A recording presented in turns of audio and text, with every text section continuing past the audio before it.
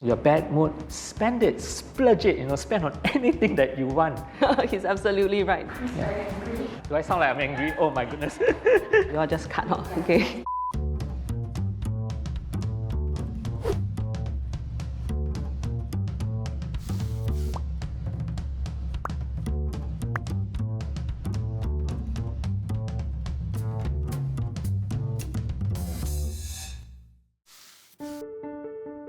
So my name is Teck and I have 2 kids.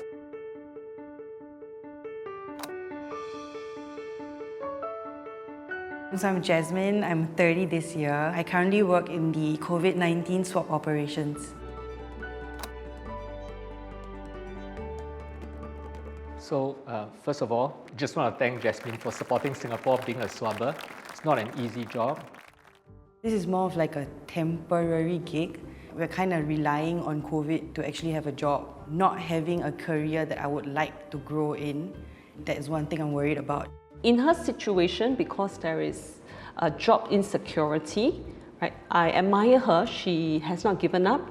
I wouldn't really say it's active budgeting, but I know how much goes into monthly bills. I allocate 500 to 600 that goes into expenses or obligations. So like my parents, transport allowances, like bills that I need to cover.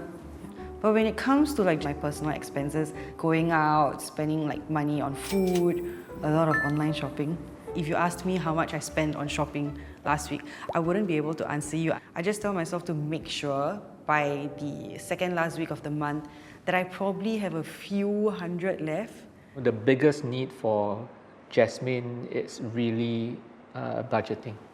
Yeah, a lot of her problems will go away if actually she sits down and she disciplines herself to budget. Some people think that budgeting means that I need to track every day, every single spending, even if I go and eat my noodles, I need to jot it down. Well, some people like it, but it doesn't have to be like that. Actually, budgeting can be very simple. Start first with estimating the income that you earn, and then you decide the saving that you want to save. Whatever is left behind, you spend within that amount. So that could be a focus area. Really sit down and see how much is she spending. Is there any way to cut down? To help her do that, yes, we have the budget calculator, the spreadsheet available on MoneySense. You have items in there such as your fixed expenses, your utilities, your allowance to the parents. And from there, you can very clearly see where is your money heading. She can also tap on many apps that's available out there in the market to keep track of spending. And one more advice that I can give her is that if she's using credit cards for all those spending, she might want to change it to a debit card, right? Because the problem with credit card is that, by the time you realize you overspend, it's a bit too late because the bill only comes a few weeks after you spend. When you use a debit card, it is actually deducted from your account straight away, and you tend not to overspend. I definitely save a bit more now as opposed to before COVID hit. The amount kind of changes every month just depending on like how much more I need to spend on that month. Using your expenses first, and whatever crumbs that remain goes to savings. That's not genuine savings. Make savings a priority. I try to put somewhat between $500 to $1,000 a month. What Jasmin can do better is out of that 500 to 1,000, make known what is that portion that is really to be set aside for savings, and set it aside in a separate savings account that it is not to be touched because it's meant for emergencies. Generally, we say that an emergency fund, they should have about 3 to 6 months of their monthly expenses. This year, sometime around February, I was just taking up a new course and had to pay the full amount. And I didn't want to take up a loan. I didn't want to depend on my parents. It did mean pulling out the entire amount. So whilst her emergency fund is wiped out, the good thing about it is that she's single. She doesn't have a liability right now. So I'll ask her, to slowly grow her emergency fund back again. At some point in our life, that's what the emergency fund is for anyway, is for us to draw down when we need it. And she has drawn down for a good purpose. I do have plans of starting a family of my own, getting married, getting a house. The common misconception people have when they get married is, I must have the best all at the upfront. They tend to overspend. But the wedding is just the day, the start of the journey. The journey is what that matters. It's good that they sit down and look at what are their expectations of the wedding and do their budgeting. So when they arrive at a budget, let's say 50,000, then they have to set up a wedding expense account. And they have to agree every month how much are they going to put into it, and realistically look at it. Is it achievable? If not, they may have to make some adjustments to their wedding budget. For now, me and my partner plan to get a flat together and somewhere in the northeast area, close to both our parents. I have no budget whatsoever just because we haven't even started looking at properties, don't really have an idea of how much it would cost for like a resale flat that is, of an ideal size in an ideal location. I think it would be good for her to do some homework because nowadays the resale flats are not very cheap. It can actually be quite costly. Jasmin might also want to consider a BTO instead, a built-to-order flat, because nowadays some BTO, they actually do come with a certain level of furnishing. It will be part of the home price, which then you do not need to take out a separate loan. For resale flat, typically your cash outlay could be more. Based on just what I'm saving now, if I can only use it for one thing, it's either for my wedding or my house. It makes me nervous because I think I've come to realize that it's not going to be enough. I sense that she's unsure about many things, and that's normal. She cannot go on just trying to save. She doesn't have a lot of time left. I think the first thing that Jasmin really needs to get down to solving is budgeting before even doing anything else. Have a very clear understanding on where her money is going to in terms of expenditure. Set a target that she wants to save. Build her emergency fund back to the level that she will feel safe again. And plan towards that house, that resale flat that she wants to buy. Save towards the renovation that she will need to spend on. Once she's able to achieve that, I feel that that's going to give Jasmin a lot of peace of mind. She has a job that pays, not too bad, but she knows it's a contract job. I believe as she continues to pursue her further education and continue to look for a job, she will be able to find one and be in a better position to reach her financial goals. Well, my name is Teck. I'm currently married and I have 2 kids, one at 4 months old, the other one at 22 months. Wow, Teck is really a young father. So as young parents, it's inevitable that we will have to encounter high fixed costs. At the same time, we are trying to accumulate our savings. So let's see how he continues to budget. Honestly, I'm a very lazy budgeter. Or should I say I don't do any budget. I think if you speak to many Singaporeans today, many young Singaporeans, they'll say that I don't really do much budgeting. I think I know roughly where my money goes to, but if you ask me down to the dollars and cents, I actually can't quite track. We do have our telecom bills, we have our broadband bills, we do have the insurance that we are doing monthly and childcare services. All in all, about close to 40% of the total income actually goes to the expenses. The rest of them will usually go into our savings, and we try to keep that as close as possible. Teck and his wife may feel that, oh, okay, we pay for our endowment, we pay for our house, everything looks good. So how can the budgeting help me further? You see, as the children grow older, needs and expenses will arise greater. So the budgeting would really help to keep them on track. Not to mention, I'm sure Teck and his wife will have financial goals that they want to strive towards too. And all that comes about by planning. For a couple, they're just about early 30s and earning a combined income of about 100,000. Actually, it's quite good. Generally speaking, we always say that one should try and save about 15% of their gross income. It's really just a guide. If you have got young children, and especially if you're still having a set of parents that you have to take care of, both sides, then one might not be able to save that much. But try as much as possible to save at least about 15% of the couple's gross income.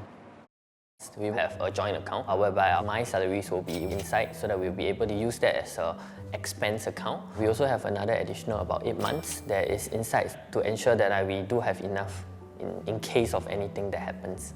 You'll be surprised, in a survey done last year by one of the local banks, 2 out of 3 Singaporeans surveyed did not have that 6 months cover. So I think it's great that Teck has that cover.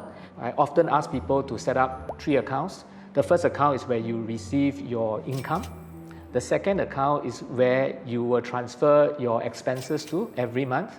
And then the third account is actually for your savings. So every month when you receive your income, you just automatically transfer the amount that you need to spend expenses to the other account, the amount that you want to save to the other account. As long as you spend within what you left in your income account after setting aside savings and your expenses, that is a very simple way of budgeting. It ensures that you should not overspend.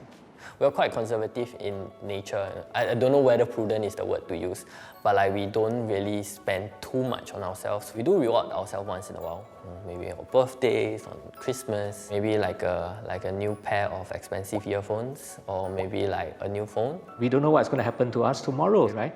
So what they can do is that they can set aside a budget for what I call a bad mood fund. And any amount that you can afford, it can be $50 a month, it can be $100 a month, any amount.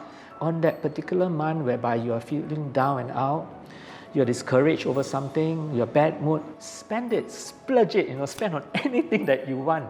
And it's perfectly fine because you have budgeted for it. In terms of biggest expenses so far, it's our house. We initially lived in a 3-room flat. With the coming of my daughter, we decided that we have to sort of upgrade to a 4-room flat within the same area itself. Considerations that we took into place is, firstly, I think our purchase price and our selling price of the current unit should not give us too much of a disadvantage.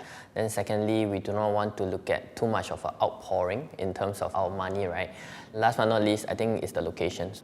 I think it's very prudent for Teck and his wife that as they go about in their asset progression to upgrade from their current BTO to a 4-room flat, absolutely for necessity reasons because the family is growing, they are also very mindful that they do not overstretch themselves purchasing their new place. They do not have to come out with any cash outlay. It has once again reminded us, right, that we need to balance our needs and of course our ability.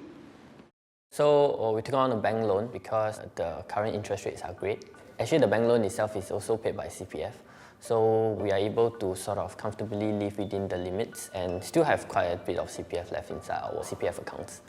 Because we are in a low interest rate environment, so they didn't really have to take much from their CPF ordinary account. I would like to actually encourage him to continue doing so and also to consider servicing the monthly installments using cash as well, because every dollar that sits inside the CPF will be earning you interest of 2.5%.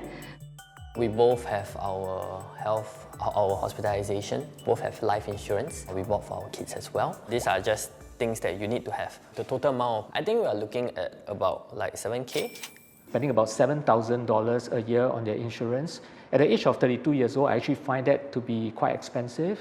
The primary purpose of insurance is really for protection and not for savings or investment. So if they review their insurance, they would be able to cover themselves sufficiently, yet not spend too much, so that that amount that they don't spend on unnecessary insurance can be used to invest for their future and their children's future. If they just buy a term insurance for their age of about 30 over years old, it's actually very affordable. So when I first started working, I decided to set aside some money for some endowment funds. It's about 600 odd per month, deducted, and it runs about 25 years period. When we decided to take on the sort of like investment thing for our children's education, we seek the help of our advisor. So she asked, so do you think your kid will go to a local university or go to a foreign university? So with that, she came out with a value, almost $400 per month, to be kept inside this investment account on a monthly basis. And this maturity date is actually looking at about 15 years. Whilst the endowment plan is very safe, no volatility, the returns are very low. If they have got a 15-year time horizon, they should consider investing the money, which can give them a higher return, and they should have enough time to ride out the volatility. If they are just buying into investment-linked policies, actually it's a very expensive way to invest because ILPs, the cost is very high. In investing, it is actually very important to keep your costs of investment low. And for a young family, liquidity is very important. What he has right now, investment-linked policies, endowment policies, if you're very early into the policies and you decide to surrender, to be honest, you could likely be sustaining losses. Explore what are the other alternatives. He can consider some ETFs as well. For example, if he were to consider an ETF like the Straits Times ETF, it actually tracks the Straits Times index. So that in itself has diversification. One of the things that could be good for normal people like us, right, is that to know if there is a good distribution of how much to spend and also how much not to spend, and at what juncture in your life this changes. Overall, Chin Teck has done well. But I think first and foremost, what Chin Teck and the wife can do is to really sit down and understand where the money is going in terms of expenditure and budget. I would want to perhaps suggest that Chin Teck spends a bit of time understanding what investment is, what investment is not, so that he can better partner together with his financial advisor to plan for their future. In the next 10, 15 years of their life, many things will change. There will be various life significant events, and I think that it is then they can review their plans, especially their insurance needs as they go along in life. The final thing I would want to say, which I've said already, don't just delay everything to the future. Do spend on yourself today, because life begins today and you never know what's going to happen tomorrow. Ideal retirement age now. He started young and he understands this magic of compounding. So investment is not a get-rich-quick scheme. It will take time to grow. People always say high risk, high return. But my caution is that return is not guaranteed.